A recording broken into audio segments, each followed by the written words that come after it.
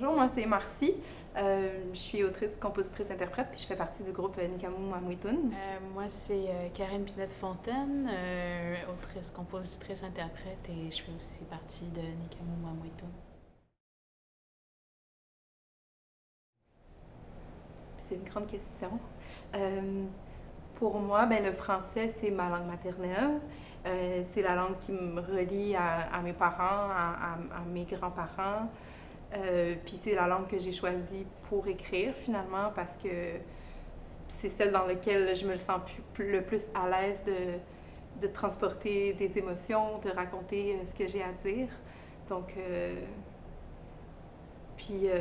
ouais, c'est ça pour moi le français, en tout cas dans mon métier de chanteuse. Puis toi, Karen? Moi aussi, c'est la même affaire, la même réponse que Marcy. J'ai ma langue maternelle, c'est le français, puis j'ai vraiment, pour moi, c'était vraiment un choix important aussi d'écrire en français dans mon projet. Pas seulement en français, mais aussi mélanger aussi le français puis l'ino dans mes deux, dans mes chansons. Fait que, ouais.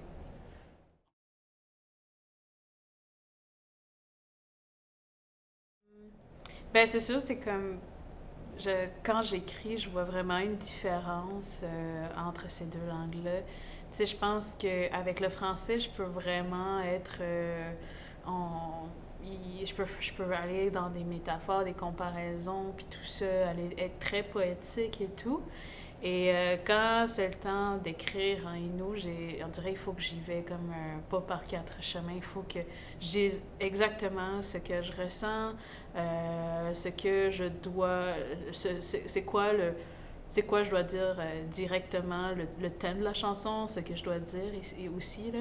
Et c'est ça, je trouve que ça fait un bon balancement entre le direct et aussi la poésie du français. Donc le direct, c'est bien sûr l'ino, là, puis tout. Ouais, puis c'est le fun parce que je pense que chaque langue, tu sais, on a un peu des préjugés des fois, que ce soit favorable ou défavorable envers une langue ou une autre, puis de se dire, ah, telle langue est plus riche que telle autre langue, mais je pense que ce qui est beau, c'est que toutes les langues se sont construites en fonction de ce qu'on avait besoin de dire, finalement, le vocabulaire qu'on avait besoin d'utiliser. Puis en Innu, par exemple, il y a un vocabulaire super riche au niveau du territoire, au niveau des saisons, au niveau de l'environnement, tu sais, qui n'existe pas en français, ou en tout cas, ça prend plus de mots en français pour dire un mot Innu de territoire, là, par exemple.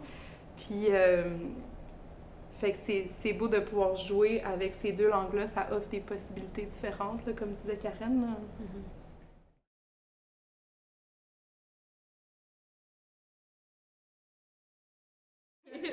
Mais oui, le français puis l'innu, ben, je pense que c'est important en fait parce que chaque langue témoigne, euh, tu sais, ça témoigne d'une culture, ça témoigne d'une histoire, euh, ça témoigne de, ça témoigne d'une manière de penser aussi.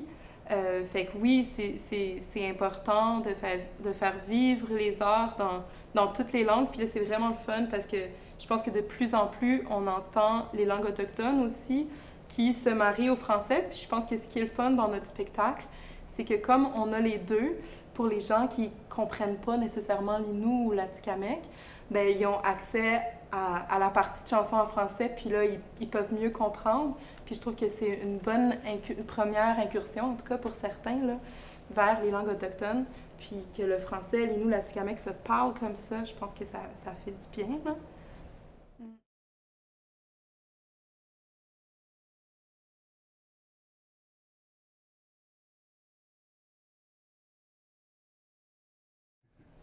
Tellement, tellement.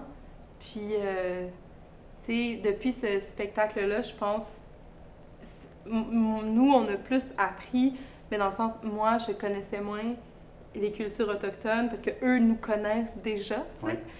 Fait que cette partie-là là, de la rencontre, je suis vraiment heureuse que ça existe. Mais oui, on, on fait partie d'un tout finalement. Là, puis, Ouais, ouais. Puis je pense que ce show-là aussi, je pense que c'est un show où on a besoin de tout le monde, du soutien de tout le monde pour que ce show-là soit complet, on va dire. Puis parce que je pense que c'est un show où on doit être unis. Et pas seulement avec les musiciens, mais aussi le public. On veut faire participer le public à chanter avec nous en nous, puis tout. Fait que c'est ça. Il y a quelque chose de vraiment fun que je trouve précieux, c'est vraiment de voir un moment où, le peuple autochtone et le peuple allochtone se réunissent et partagent un bon moment. Et on partage un bon moment, on est unis dans... Et je pense que c'est la chanson Tout un village, ça rejoint tout le monde, pas seulement des personnes dans les communautés autochtones, mais aussi du monde qui vivent aussi ce que les 4 filles vivent depuis qu'ils sont partis, depuis qu'ils vivent en ville et tout ça. Oui, puis si cette rencontre-là, ce microcosme musical qu'on vit ensemble peut inspirer d'autres personnes du public aussi à vivre cette rencontre-là, peut-être dans un autre contexte, ben on va être content. Là. Oui, ben vraiment, puis c'est plus simple qu'il y paraît, il faut juste le faire, puis y aller, puis créer les occasions, là.